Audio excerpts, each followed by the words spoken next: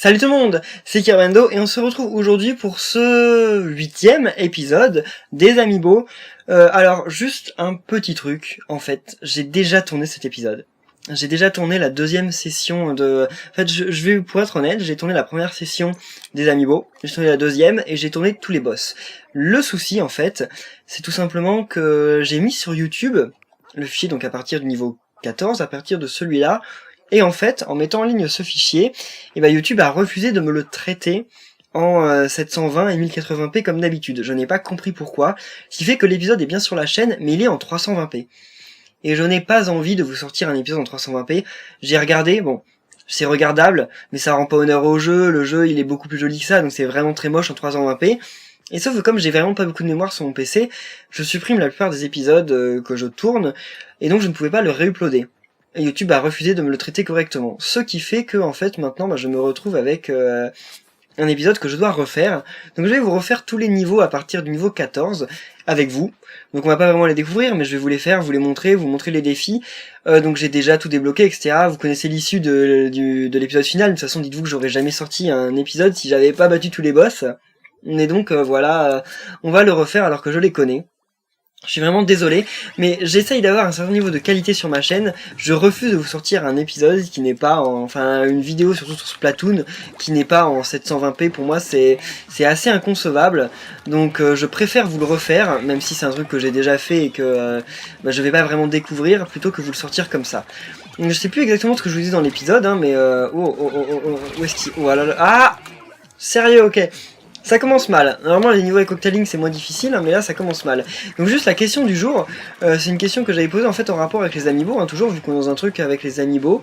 C'est tout simplement, merci de pas me permettre de monter. Et donc cet épisode, cette question du jour, c'est tout simplement, quel autre personnage du jeu, vous aimeriez avoir en Amiibo? Parce que moi, quand j'y ai réfléchi, en fait, il y a des persos que j'aimerais bien voir. Bon, le Charbitre, ok. Le Charbitre, clairement, j'aimerais bien le revoir en Amiibo. Enfin, j'aimerais bien le voir en Amiibo. Je trouve que ça pourrait être sympa. Mais c'est pas tout, hein. J'aimerais bien aussi voir comment ça s'appelle? Ok, ça sert à rien en fait d'aller les battre. Donc j'aimerais bien aussi voir pas le poulpe, la méduse là. Bon déjà, voir les Octalings en Amiibo ce serait cool, mais il n'y a pas que ça, j'aimerais bien voir la méduse. Vous savez la gélatine, celle qui vend une partie des vêtements, je sais plus lesquels, mais elle vend une partie des vêtements. Je crois qu'elle vend les t-shirts. Je sais plus, mais je crois que c'est ce qu'elle vend. Et donc j'aimerais bien la voir elle en Amiibo, alors après bon... Pour être tout à fait honnête, je sais absolument pas ce que ces Amiibo pourraient nous débloquer. Mais ça pourrait être cool. Donc voilà, la question c'est tout simplement, quels autres persos, ou quel même ennemi du jeu vous aimeriez avoir en Amiibo, et s'il y en a, qu'est-ce qu'ils pourraient débloquer, etc. Ça m'intéresse de savoir tout ça. Voilà, par contre, ça c'est généralement des niveaux qui se font un peu plus rapidement. Oula, sauf quand on se fait voir comme ça. Voilà. Alors oui, il faut que... Oula, ok. Bon, c'était pas la peine de l'avoir, mais bon, pendant que j'y étais, par contre, on peut pas monter, non, c'est ici. Alors ce niveau, je l'ai fait en multi, et je le trouve assez sympa en multi, hein. Il est vraiment cool. Oula, oh non. Là, il est pas cool quand ils nous font les trucs comme ça, là, les missiles tornades, c'est totalement abusé. Je comprends ce que les ennemis doivent ressentir quand je leur envoie un missile tornade en multi, hein. Oula, vite. Ouais, c'est bon. Pas la peine d'aller si vite que ça, finalement. Et je l'avais dans mon viseur, en fait, il était suffisamment prêt, en théorie. Apparemment non. Ok, c'est bon, débarrassé. Oula! Par contre, balancer le missile tornade sur le truc où je suis, c'est pas très cool, hein. Franchement, bon là, c'est des niveaux qui sont quand même beaucoup plus courts que les niveaux qu'on a fait auparavant. Parce qu'il y a beaucoup de missions Octaling, etc. Et c'est des trucs qu'on fait sans trop de problèmes. Ok. J'ai même pas besoin de... Ah si, je crois que je vais avoir besoin de charger, en fait. Et il se nettoie, là. Et voilà. C'est bon, c'est cool.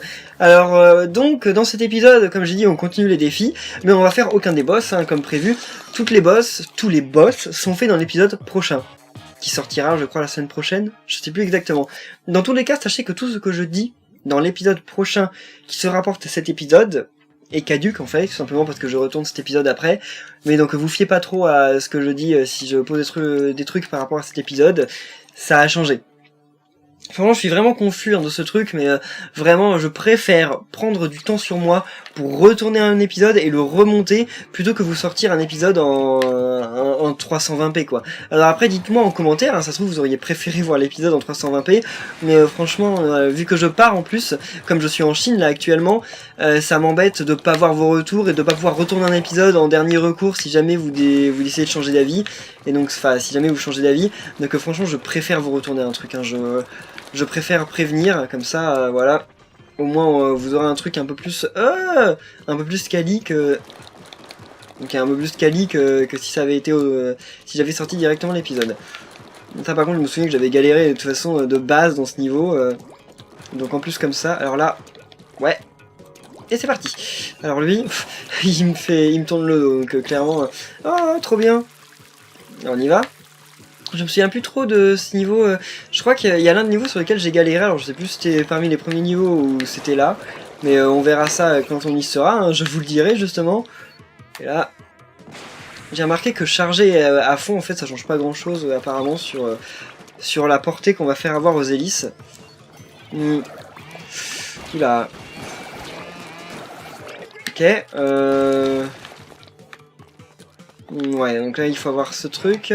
Ça n'empêche que même si j'ai fait les niveaux déjà par le passé, j'ai un peu oublié ce qu'il fallait faire. Ouais, c'est pas grave parce que là il suffit... Mince, mais il a aucune portée ce truc, c'est dingue.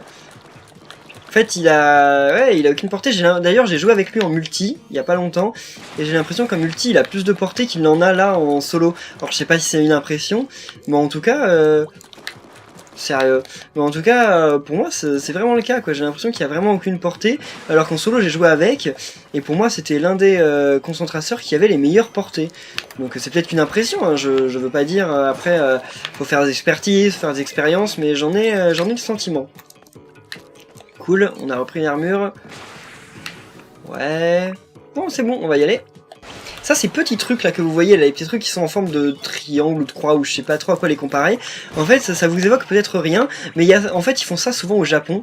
Ils font ça au bord de la mer, sur le haut des plages, tout simplement parce qu'en fait, c'est des objets anti-marée.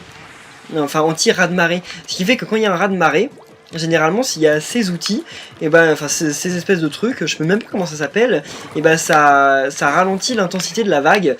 Et donc au Japon, il y en a sur quasiment toutes les plages, enfin toutes les plages qui sont à risque de raz-de-marée, parce que bah c'est quand même vital. Hein. Au Japon, il y en a souvent, il y en a une fois tous les 3 ans et c'est déjà largement suffisant, parce que la dernière fois qu'il y en a eu, il y a quand même eu, enfin ça a quand même libérer une centrale nucléaire, enfin failli faire exploser une centrale nucléaire, donc clairement il est temps de protéger vos plages les japonais, hein, vos plages et vos immeubles. Bien, par contre je n'ai plus de bouclier, et là il va y avoir des octalings, donc on va faire gaffe, allez chargeons, oula, voilà, il y en a une autre, je crois qu'il arrive par là-bas, ouais, voilà. Même malgré malgré les trucs qu'elle a, là, les trucs qui sont censés la renforcer, les algues, et bah ça n'empêche qu'avec un coup de concentrateur, en un coup, elle est morte. Donc c'est cool. Ça m'arrange, on va dire. Alors, à quoi on passe là? J'ai envie de tousser, là ça peut arriver d'un moment à l'autre.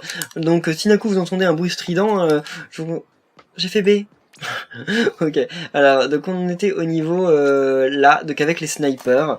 On n'a pas déjà vu les niveaux avec les snipers, je crois pas. Ouais non, c'est le premier, ok. Donc bah on y va. Alors,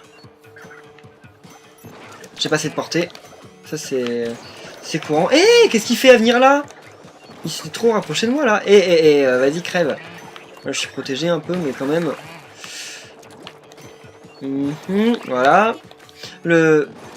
Ok, parfait. Non, je suis tombé dans le vide alors qu'il n'y avait plus aucun ennemi. C'est juste totalement débile. Parce que là, en plus, ils réapparaissent. En tout cas, j'ai vu vos retours sur ma question du jour qui était tout simplement que pensez-vous de l'utilité des amiibo dans ce jeu? Et en fait, vous avez mal compris ma question. Parce que vous avez un peu répondu sur ce qu'ils faisaient, en fait, mais ça... En fait, je le sais ce qu'ils font dans le jeu. Mais ce que je veux dire, c'est est-ce qu'ils étaient vraiment utiles? Dans le sens à, est-ce que tout ce qu'on a eu est-ce que c'était pertinent en fait d'utiliser les amiibo pour ça, tout simplement. Alors je vous repose pas la question du jour, hein, mais je vais un peu donner mon avis et ça vous éclairera peut-être sur la question et peut-être retourner sur cet épisode pour répondre. Mais tout simplement que, effectivement, genre quand on regardait l'esprit de Yoshi's Woolly World, dans Woolly World, on débloque des skins de perso en fait avec les amiibo et qui sont des skins de perso tout simplement qu'on n'aurait jamais eu jouable. Enfin, je veux dire Ness par exemple. De base dans un Yoshi, il aurait pu avoir des Yoshi zébrés, des Yoshi roses, des Yoshi bleus, des Yoshi transparents, des Yoshi arc-en-ciel, etc.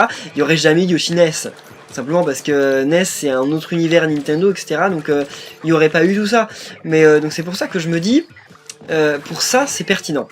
C'est pertinent d'avoir utilisé les amiibo pour Yoshi's Woolly World, parce qu'effectivement, ils débloquent des trucs que Nintendo n'aurait pas pu faire autrement. À mon avis, ils ont réfléchi, en fait, ils étaient sur Yoshi's Woolly World, et ils se sont dit, qu'est-ce qu'on fait avec les amiibo? Et là, ils se sont dit, ah ouais, on peut faire ça. Et là, clairement, ils se sont dit, ouais, on va inventer un truc pour les amiibo. Et c'est pour ça que pour Yoshi's Woolly World, je respecte ce que Nintendo ont fait pour les amiibo. Mais quand on pense à Splatoon, est-ce que réellement, c'est pas un DLC ultra cher déguisé? Parce que finalement, Nintendo s'est dit, bon, on va sortir des défis avec les amiibo. Mais est-ce que c'est vraiment pertinent? Enfin, déjà, de manière ultra pratique, Linkling Girl, là, elle a pas de concentrateur dans la main. Alors pourquoi les défis... Enfin, pourquoi quand on met Linkling Girl, on débloque des défis qui ont rapport avec le concentrateur? Pourquoi? Et pourquoi le Linkling Boy, il a pas de rouleau dans la main et on débloque des trucs en rapport avec... Ok, en rapport avec le concentrateur, enfin avec le rouleau. Par contre pour le calamar ça peut encore aller parce que bon on débloque un kraken alors qu'on attaque avec le super, enfin avec l'amiibo vert là. Donc ouais, là ça peut avoir du sens, j'en suis d'accord. Ok, pardon, ma voix s'en va. Et, là ça a du sens à moitié, mais là on voit donc on a quand même payé 15 € un amiibo hein, pour avoir juste des missions sur un jeu. Et ces missions, c'est un mode alternatif. Donc ce mode alternatif, comme on en a parlé avec Rat, bah il aurait pu être disponible de base. Pour quelle raison il n'est pas disponible de base? Si ce jeu était sorti... genre, en fait c'est un peu pareil que... J'ai parlé avec un truc que vous connaissez sûrement, Mario Kart DS. Dans Mario Kart DS, on peut débloquer des missions qui sont un peu un solo où on fait des trucs, etc. Il y a des missions quoi. Et donc on débloque des missions dans le jeu tout simplement. Juste il y en a quelques-unes qui sont débloquées de base et quand on en finit on en débloque d'autres. Ok, vous allez me dire jusque là c'est basique quoi. Et bah imaginez que Mario Kart DS serait sorti maintenant. Et bah il y aurait certainement eu un amiibo Mario Kart qui aurait débloqué genre 20 missions pour le mode Mario Kart. Et là vous allez me dire bah ouais, le Mario Kart DS je l'ai payé 40 €. Et en payant 40 €, j'avais les missions. Alors là, imaginons je paye Mario Kart DS 40 €.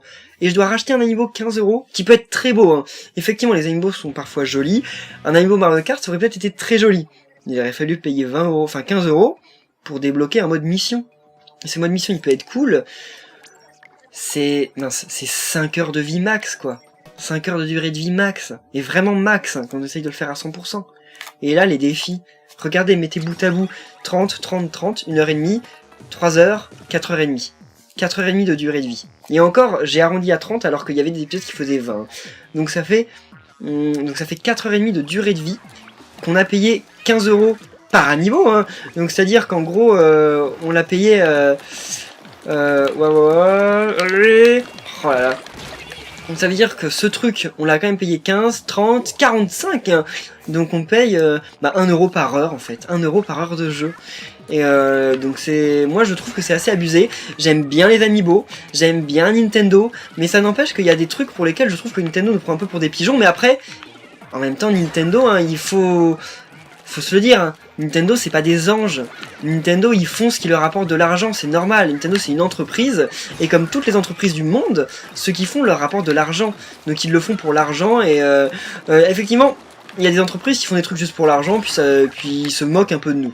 Nintendo, la plupart du temps quand même s'ils font tout ça pour gagner de l'argent, ils voient sur le long terme, et donc même s'ils font tout pour l'argent, ils font un certain niveau de qualité, qui fait que ce niveau de qualité qu'ils essayent de maintenir, fait que même s'ils font les trucs pour l'argent, au final c'est pas grave parce que c'est de la qualité. Donc c'est pas si grave en fait, c'est pas si décevant.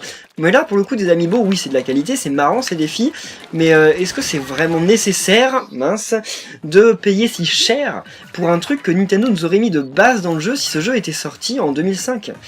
Alors c'est une question justement que je me suis posée et je voulais que vous réagissiez dessus. Vous avez mal compris la question, ce n'est pas grave, la prochaine fois j'essaierai d'être un peu plus... Wow. Et pourquoi il passe pas à travers les trucs? Donc j'essaierai d'être un peu plus, comment on dit, clair. Parce que franchement là j'ai été un peu déçu. Même si comme je vous dis j'aime beaucoup Nintendo, j'aime beaucoup l'émission Amiibo et tout, je pense que ça aurait pu, qu'ils auraient pu se permettre de le mettre de base. Ok. Voilà. Parce que c'est lui qui m'a tué tout à l'heure, donc c'était pas possible de continuer comme ça. J'allais pas remourir, j'ai plus qu'une vie. Ok, on regagne une vie à chaque fois qu'on a un checkpoint. C'était justement ce que je voulais vérifier à chaque fois parce que je remarquais pas trop comment ça se passait. Voilà, on s'en fout des octalignes, de toute façon j'ai pas besoin de vous tuer. J'ai juste besoin de passer. Alors, donc c'est pour ça que j'espère que dans les jeux futurs, Nintendo va continuer à faire pour les amiibo des trucs très cosmétiques. En fait, voilà, pour faire très clair, les amiibo ne me dérangent pas et ne dérangeront jamais personne du moment que ça reste cosmétique. Débloquer des costumes pour les Mii dans Mario Kart, débloquer des costumes pour Yoshi dans Yoshi's Woolly World, débloquer des bots dans Smash Bros, ce n'est pas grave. Mais à partir du moment où un amiibo débloque un personnage jouable, ou débloque des missions jouables, ou des stages jouables, là, pour moi, je trouve que c'est abusé. Encore, Nintendo peut avoir un peu un bénéfice de, pas du doute, mais peut être un peu pardonné, dans le sens que Splatoon ne coûte pas cher du tout. Splatoon coûte 40 € et 50 € avec l'amiibo. Donc ça va, c'est donné. Ce que je ne supporte pas, c'est les jeux qu'il y a sur PlayStation et Xbox, ou PC, hein, sur lesquels on doit payer le jeu sort, on doit payer un Season Pass à 30 € pour avoir genre des missions en plus. Ça pour moi c'est vraiment se moquer de la... Enfin se foutre de la gueule du client quoi. Et Nintendo le fait peu. Je trouve qu'ils le font un peu pour Smash Bros. Mais là, généralement, ils évitent de le faire, et c'est pour ça que je les respecte quand même beaucoup, hein. Nintendo, ça reste des bons concepteurs. Après, j'ai vu qu'il y en avait un dans les commentaires qui me critiquait en disant que j'étais un pigeon Nintendo, alors je tiens à dire que non. Clairement pas. C'est vrai que j'achète beaucoup de trucs de Nintendo, mais j'achète beaucoup de trucs de Nintendo surtout pour vous le présenter, hein. Je n'aime pas tout ce que Nintendo fait, hein, même si j'aime quand même beaucoup de choses, hein, faut être honnête. Mais je fais aussi quelque chose des fois juste pour vous le présenter et pas forcément parce que je suis fan, mais c'est parce que voilà, j'essaye de vous présenter un peu, de vous donner une vue globale de la Wii U et de la 3DS pour vos futurs achats, hein.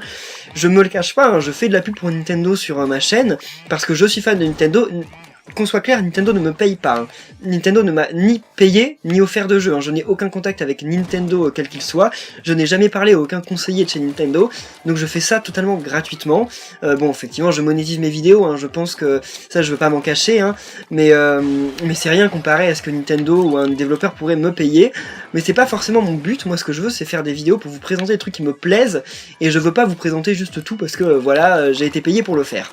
Donc c'est pour ça que j'essaye quand même de respecter un espèce de standing sur ma chaîne et que j'évite de vous présenter des trucs qui ne me plaisent pas, mais ça m'arrive des fois parce que je vous présente des trucs que je découvre et donc il m'arrive des fois de découvrir des jeux avec vous et au final ces jeux ne me plaisent pas. Enfin je veux dire c'est normal, vous quand vous achetez des jeux, il y a des jeux qui vous plaisent pas et bah vous les avez achetés, c'est trop tard. Donc moi c'est ce que je fais, j'achète les jeux, je fais des let's play dessus et des fois ça me plaît pas trop mais je vous le dis. À chaque fois, je vous le dis. Et d'ailleurs, des fois, je me fais insulter parce que j'ai critiqué vos jeux préférés. Mais c'est mon avis, hein. Je ne suis pas un commercial de chez Nintendo, je donne mon avis sur les jeux que j'achète. Ok. Et donc, je ne suis pas non plus la voix de la raison, hein. Mais je viens de me souvenir que je sais absolument pas comment on en est arrivé là. Ça oui, on parlait des amiibo, des DLC, etc. Et donc je trouve quand même qu'il y a des trucs qui sont abusés. Smash Bros pour moi c'était clairement abusé. Ils ont abusé sur les DLC et j'espère que ça se reproduira pas. Parce que par contre, sur Mario Kart 8, pour moi les DLC sont clairement pas chers, hein. Ils sont pas chers du tout et ils apportent beaucoup de contenu. Donc si vous avez un peu d'argent sur l'eShop, je vous conseille d'acheter les DLC Mario Kart 8 plutôt que les DLC Smash Bros, hein. Smash Bros c'est un super jeu, mais franchement un perso à 5 €, et vous vous rendez compte ? Sur Mario Kart, les persos plus, 3 persos, 4 niveaux, enfin 8 niveaux, et des cartes, ça coûte 12 euros. Et là, on sort un perso à 5 euros. Non, franchement, pour moi, la Nintendo, ils ont abusé sur ce coup. Mais en même temps, ce qu'il faut se dire, c'est que moi j'ai travaillé dans le jeu vidéo avant, j'ai travaillé dans le développement de jeux mobiles, hein, donc j'ai fait un peu de marketing du free-to-play et des DLC, tout ça, et ce que je peux vous dire en toute honnêteté, c'est que les casual gamers, entre guillemets, donc ceux qui jouent sur téléphone portable, etc., malgré ce qu'on croit, ils achètent moins de DLC que les hardcore gamers. Donc ça fait que vous tous Bon, en fait, ce qu'il y a de contradictoire, c'est que la plupart des hardcore gamers, et je l'invente pas, hein, on l'a vu, nous, on a fait des stats et tout ça, je ne l'invente pas du tout. Effectivement, les hardcore gamers, donc quand je dis hardcore gamers, c'est plutôt les gens qui jouent régulièrement sur console, hein, c'est pas forcément les très bons joueurs, mais c'est les gens qui jouent régulièrement, comparé aux joueurs casual, qui jouent plutôt de manière occasionnelle. Mais les gens qui jouent un peu souvent, comme nous, eh ben, ils dépensent beaucoup plus d'argent pour acheter des DLC de leur jeu et du contenu payant pour leur jeu, alors qu'ils ont déjà payé les jeux, que les casual gamers. C'est pour ça qu'en fait, quand on voit un jeu comme Mario Kart, en fait, en vrai, je n'insulte personne, aucune catégorie de joueurs, parce que moi, franchement, je m'en moque, hein. Je veux dire, chacun a le droit de jouer, chacun a le droit de trouver son plaisir dans le jeu vidéo, et je suis personne pour juger. Donc que les gens soient des joueurs occasionnels ou des hardcore, franchement, je m'en fiche. Du moment que vous prenez votre pied à jouer à des jeux vidéo, à des jeux Nintendo, ou à des jeux, etc., des bons jeux, franchement, vous avez bon goût, quoi. Y a pas. Après, bon, vous n'êtes pas forcément fan comme je le suis, ou comme beaucoup d'entre vous qui regardent cette vidéo le sont. Certains en sont moins fans, mais on a la même passion, on se retrouve, et donc c'est pas un problème, hein. Franchement, je peux tout à fait comprendre. Et donc je voulais dire par rapport à ça que comme les hardcore gamers payent beaucoup plus de DLC que ne le font les casual gamers, Mario Kart, sans critiquer personne comme je l'ai dit, est un jeu qui est plus joué par les casual, par les joueurs occasionnels que par les joueurs hardcore. Par rapport à Smash Bros, hein, c'est tout en histoire de comparaison. Ça veut pas dire que tous les joueurs de Mario Kart sont des joueurs occasionnels, hein, absolument pas, mais ça veut dire qu'en proportion des joueurs, il y a plus de joueurs occasionnels qui jouent à Mario Kart que de joueurs occasionnels qui jouent à Smash Bros. Voilà, c'est un fait, je ne critique personne, hein, je n'ai aucun problème contre qui que ce soit, mais donc comme les hardcore gamers payent plus de DLC, ils payent plus cher les DLC que les joueurs casual, Nintendo sort des DLC pas chers pour Mario Kart, parce qu'ils savent très bien que bon, les gens qui vont l'acheter, c'est des gens qui ne payent pas, qui ne dépensent pas très cher pour les DLC, donc voilà, ils les font pas très cher. Et pour Smash Bros, par contre, ils les mettent beaucoup plus cher, tout simplement parce qu'ils savent que les hardcore gamers, fans du jeu, vont dépenser beaucoup plus d'argent pour ces DLC, parce que ce que beaucoup de gens se disent, et qui dans un monde peut-être hypothétique serait logique, mais c'est pas le cas dans le monde aujourd'hui, c'est que plus on travaille sur quelque chose, plus ça demande d'efforts, et bah pas plus il va coûter plus cher, hein. Ça c'est totalement faux. C'est-à-dire que par exemple, ok, si je paye, je ne dis pas que c'est plus long de faire un DLC Smash Bros que de faire un DLC Mario Kart, mais c'est pas parce que c'est plus cher que ça va coûter plus cher, que ça va se vendre plus cher. C'est tout simple. Parce que, regardez, par exemple, imaginez, vous allez aller, on va comparer des trucs qui justement n'ont pas forcément l'air d'avoir grand chose à voir, mais qui en fait l'ont. Quand vous allez dans un hôtel de luxe, imaginez vous allez dans un hôtel de luxe, non, vous allez dans un restaurant de luxe. Oh mince. Et dans ce restaurant de luxe, mince, je suis bloqué.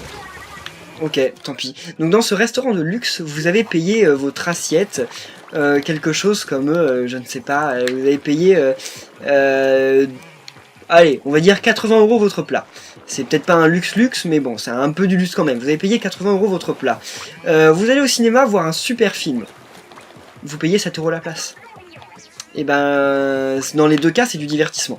Enfin, vous allez pas me dire que manger dans un restaurant de luxe, c'est essentiel. Vous auriez mangé pour 7 €, vous auriez été tout autant rassasié, et donc c'est pas essentiel, c'est pas un besoin primaire. C'est juste du divertissement, de l'entertainment, etc. Donc ça fait que vous avez payé quand même beaucoup plus cher pour un truc qui aura duré beaucoup moins longtemps à être fait, hein. Votre plat aura coûté beaucoup moins cher et aura demandé beaucoup moins de... Mince... Oh là là, c'est sérieux? Donc votre plat aura coûté beaucoup moins cher à être fait et aura demandé beaucoup moins de moyens à être fait que le film. Et pourtant vous le payez beaucoup plus cher. Pourquoi ? Tout simplement parce que nous sommes dans un monde, et je ne critique absolument pas les choses, hein, je dis juste ce qui est, nous sommes dans un monde où nous ne payons pas les choses par rapport à leur valeur, par rapport à leur valeur en matière première, en moyens dépensés, mais par rapport à leur standing. Et donc c'est pour ça que payer un DLC de Smash Bros, c'est une opération marketing qui est faite, ce sont des opérations et des projections économiques qui sont faites. Je sais que c'est peut-être un peu rébarbatif ce que je dis, c'est peut-être un peu chiant pour n'importe qui, mais j'espère quand même vous intéresser, parce que effectivement j'aborde rarement ce genre de sujet dans les vidéos, mais là j'avais envie en fait. Et donc tout simplement, la conclusion, c'est pas parce que ça a coûté moins cher à produire que ça coûtera moins cher en vente. Voilà. C'est la vie. C'est comme ça. C'est comme ça qu'aujourd'hui sont faites les choses. Il n'y a pas... Tourne. Ouais, ok. Donc c'est pas forcément bien, c'est pas forcément mal, je suis personne pour critiquer ce genre de choses, hein, mais ce sont les économistes, enfin les commerciaux dans les boîtes, quand ils font des projections, qui décident les prix des jeux, etc. etc. C'est pour ça que genre quand vous voyez par exemple un jeu qui coûte plus cher dans un pays qu'un autre, comme par exemple la Wii U. Non, je sais pas combien elle coûte, mais la Wii, quand elle est sortie au Brésil, elle est déjà sortie au Brésil avec 4 ans d'écart par rapport à nous, hein. Et quand elle est sortie là-bas, elle coûtait 500 €. Vous allez me dire, quoi ? Mais elle coûte 500 €, comment c'est possible ? Personne peut l'acheter déjà, et en plus de ça, enfin c'est dingue, ça coûte pas 500 € à être fait une Wii U. Bah oui, ouais, enfin une Wii, je suis d'accord, ça coûte pas 500 € à être fait, nous on l'a payé 200 € à l'époque. Mais alors pourquoi ça vaut ce prix-là au Brésil ? Tout simplement déjà parce qu'au Brésil, comme il y a un très bas niveau de revenus, on sait que la plupart des gens, la majeure partie des gens ne pourront pas acheter de console de salon, ne le feront pas. Donc pour que ce soit rentable, en fait, on l'a fait payer très cher. Pourquoi il y a que les riches qui l'achètent ? Ça peut être injuste, hein. Comme je dis, c'est pas moi qui juge, hein, vous avez votre opinion. Effectivement, ça peut paraître injuste, mais bon, c'est comme ça, c'est des pays pas totalement développés, donc effectivement, les biens comme ça ludiques, on essaye de faire en sorte qu'il y a que les riches qui puissent en avoir le droit. Voilà, j'en dis pas plus sur ça, mais donc ça vaut ce prix-là, parce qu'on sait que pour que ce soit rentable, il faut qu'il y ait que les gens... Enfin, il y en aura beaucoup moins de ventes, en fait. Si jamais ils la sortent à 200 €, il y aura pas plus de gens qui l'achèteront que si elle vaut 500. Tellement il y a une différence de niveau de vie entre... Enfin, de niveau de revenu entre les différentes classes. Parce qu'il n'y a pas de classe moyenne là-bas, il y a que riches ou pauvres. Donc ils savent que s'ils la vendent 200 ou 500, bah il y en aura autant de vendus. Donc autant la vendre 500. Comme ça au moins ils se font une bonne marge et ils rentrent dans leur produit. Donc et sauf qu'ils savent très bien qu'ils peuvent pas la vendre à perte non plus, donc ils peuvent pas la vendre 200, enfin ils peuvent pas la vendre 50. Oulalala, ok. Oh mince, c'est vrai que c'est là-bas. Donc comme ils ne peuvent pas la vendre 500, ils voudraient la vendre 200, mais ils peuvent pas la vendre 200 parce qu'au final il y en aurait pas assez de ventes et donc ils vont y perdre. Donc ils ne le font pas. Et donc ils la vendent à un prix énormément cher pour qu'il y ait que pour que ça leur revienne dans leur budget, hein. Et aussi tout simplement parce que au Brésil et dans les pays du tiers-monde comme ça, les gens n'ont pas beaucoup de magasins de jeux vidéo. Je sais parce que j'ai été en Chine. Et donc les gens quand ils achètent une console, ils achètent la console, ils la payent, mais une fois qu'ils l'ont payée, ils n'achètent pas de jeux. Les jeux s'achètent nulle part. En fait, faut se dire que c'est quelque chose de très occidental d'acheter des consoles et d'acheter des jeux. C'est vraiment très rare, hein. Dans les pays africains et dans les pays asiatiques, c'est rare. Et donc, bah voilà, les gens quand ils achètent une console, ils l'achètent, ils en sont très fiers, mais comme ils peuvent pas acheter de jeu, ils piratent leur console. Et comme ils la piratent, ils n'achètent aucun jeu. Et sauf que Microsoft et Sony ne peuvent pas rendre rentable une console en ne vendant que des consoles. Il faut bien qu'à un moment ils vendent des jeux. Donc c'est pour ça que au final, ils vendent la console super chère parce qu'ils savent que derrière personne n'achètera de jeu. Donc comme ça au moins ça rentre dans leurs frais. Ils taxent le prix qu'ils auraient pu avoir sur tous les jeux que les gens auraient achetés au fil de la vie de la console. Alors bon, là on a terminé je crois, tous les défis amiibo. Il me semble que j'ai beaucoup parlé, hein. Là c'était peut-être pas très drôle comme vidéo mais j'ai beaucoup parlé, donc j'espère que je vous aurai appris des choses, que je vous aurai un peu éclairé au niveau du jeu vidéo. Ce sont des choses que j'ai appris parce que comme je vous ai dit j'ai travaillé dans le jeu vidéo et nous on a voulu un moment se délocaliser au Brésil, et donc je sais un peu comment les choses se passent. Après je suis pas un expert sur le sujet, hein. Ce que je veux dire c'est que j'en connais peut-être plus que la plupart des gens, mais il y a des gens qui sont plus calés que moi, hein. Donc je veux pas non plus vous dire que tout ce que j'ai dit là c'est de l'or, il faut le prendre au mot, mais j'espère quand même vous avoir appris pas mal de choses. et vous avoir éclairé sur le jeu vidéo et sur les pratiques qui se font et pourquoi au final les choses coûtent plus cher alors qu'elles ne coûtent pas plus cher à être produites, mais nous on les paye plus cher, etc. Donc voilà, j'espère ne pas vous avoir perdu en cours de vidéo, mais je pouvais me permettre de parler parce que comme j'avais déjà fait les niveaux, je les connaissais et j'avais non plus vraiment la surprise, donc j'avais pas envie de vous faire une vidéo où je réagissais vraiment sur ce qui se passait. Donc voilà, si ça vous a plu, n'oubliez pas de laisser un pouce bleu et de répondre à la question du jour et de réagir aussi sur ce que j'ai dit. Ça m'intéresse de connaître votre avis, hein. Moi j'ai essayé de pas prendre trop position. Alors si je prends pas position, ça veut pas dire que je suis d'accord ou que je le suis pas, hein. Ne vous dites pas que je suis totalement pour l'injustice dans le monde. Non, pas du tout, hein. J'ai juste pas voulu prendre position parce que je suis pas un politique, je suis pas un influenceur, je ne veux pas totalement vous influencer, je veux que vous fassiez votre propre avis. Et donc c'est pour ça que je veux que vous réagissiez et peut-être que moi j'apprendrai des choses de votre expérience. Donc voilà, merci à tous d'avoir suivi cette vidéo et on se retrouve très bientôt pour le boss rush des Amiibo et donc le dernier épisode avec les Amiibo, sauf si d'autres sont annoncés d'ici là. Salut tout le monde!